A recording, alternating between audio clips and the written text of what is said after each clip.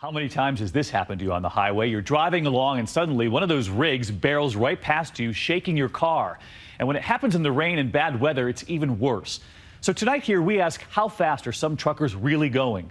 And this number, rigs are involved in 868 crashes every day here in America. Tonight, Matt Guppin flying high above the interstate, the 2020 speed trap. And wait until you hear from one of those tired drivers. Should they be on the road in one of those trucks at all? 2020's on the chase, out with the Ohio State Highway Patrol using air power to declare war on reckless truckers. At 3,500 feet above I-70 outside Columbus, Sergeant George King uses a stopwatch and white marks on the road to spot violators. Following too close. It's going too fast. It looks like an oversized load. King zeroes in on this 18-wheeler, barreling down the highway at 77 miles per hour and tailgating a car. The real dark blue white box.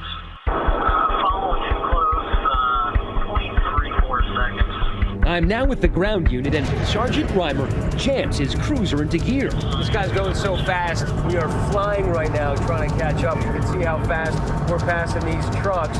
The trucker pulls over. He's not happy. I'm Matt from ABC News. How are you? I don't need to be on the news. They clocked you going 77 miles an hour and tailgating behind a car. You think it's hazardous? Yeah. Just trying to catch up with semi-trailer up ahead. The cops also nailed this trucker for tailgating. We're going to issue the citation. He's pulled over and cited. Did you notice that you were too close to someone? Well, sometimes you have to do that when you're passing another car. Cracking down on potentially dangerous truckers is a top priority.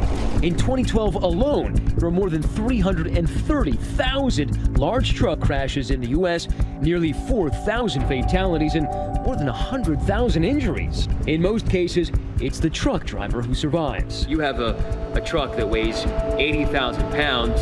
What happens when it collides with anything else? It's catastrophic. Looks like a bomb went off, right? Yeah, pretty much. It was a terrible accident. 2 vehicles and a Walmart truck.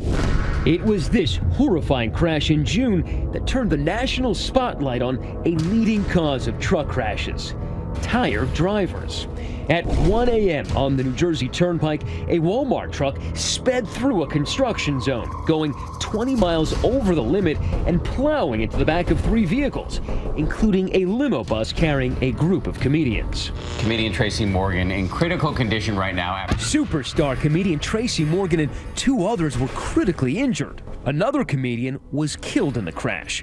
62-year-old James McNair, a longtime friend and mentor to Morgan. My dad was big on pictures. You can see it in that signature smile in almost every picture. News of the crash ripped a hole in the lives of McNair's kids, Jamel and Danita. It's hard to sometimes even, find the words. The fact that he's not here anymore, I feel like I lost my best friend. The family was shocked by what they learned about the Walmart driver, Kevin Roper, who has pleaded not guilty to charges related to the crash.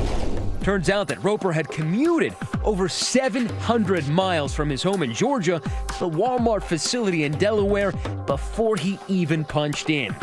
Police say Roper had been awake for a full 24 hours when he slammed into Morgan's limo, allegedly fueled on a deadly combination of fatigue and velocity. We want whoever is responsible for it to be held accountable for it. The question the McNairs are now asking: did Walmart, the largest truck operator in the country, keep proper track of Roper's hours? They have to make sure that their drivers are doing so in a responsible manner. And that means making sure your drivers are not driving in a way that they're dangerous. Walmart says it is cooperating fully in the ongoing investigation, and that if it's determined that our truck caused the accident, Walmart will take full responsibility. Despite the huge toll caused by trucking accidents, the industry trade group maintains that safety is a top priority. 2/3 of accidents involving commercial vehicles are actually caused by a vehicle other than the commercial vehicle.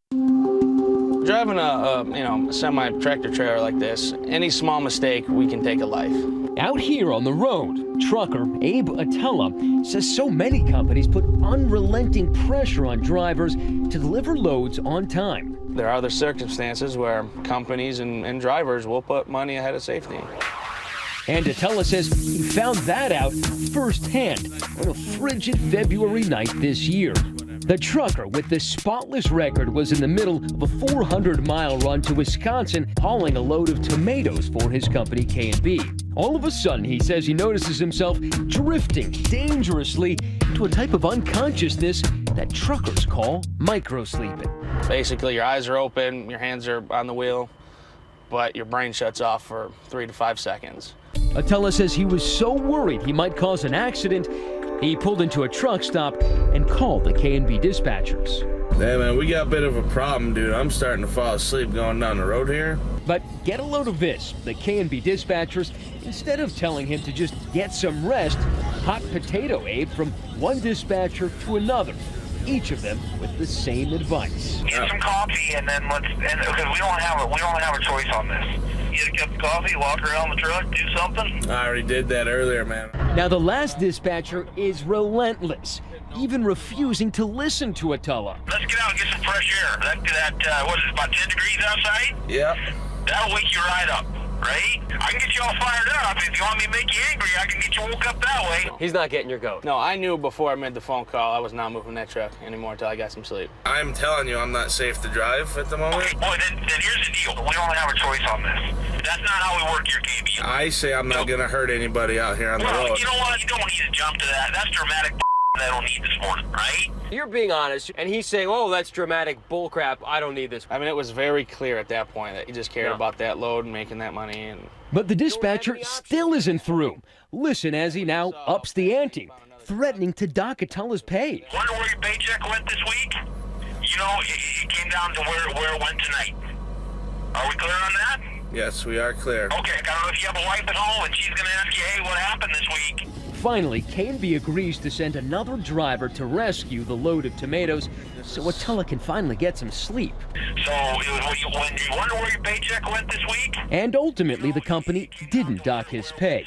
K&B refused to talk to us about how its dispatchers handled Attalla's case, but we did get a very clear response from the head of the trucking lobby.